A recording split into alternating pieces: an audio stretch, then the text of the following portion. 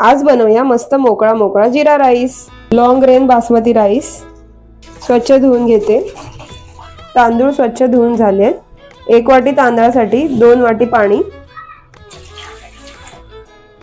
चवीनुसार मीठ, 1 चमचा तेल मिक्स करून घेते। भात कुकरला 3 शिट्यांमध्ये शिजवून घेते। भात कुकरला 3 शिट्यांमध्ये शिजवून घेतलेला आहे। व्यवस्थित मोकळा मोकळा झालेला आहे। तेल, जिरं, कोथिंबीर परतून घेते। शिजवलेला भात मिक्स करून घेते। मस्त असा जिरा राईस बनवून तयार आहे। व्हिडिओला लाईक करा, चॅनलला सबस्क्राइब करा। तुम्ही पण मस्त असा जिरा राईस बनवा, खाऊ घाला।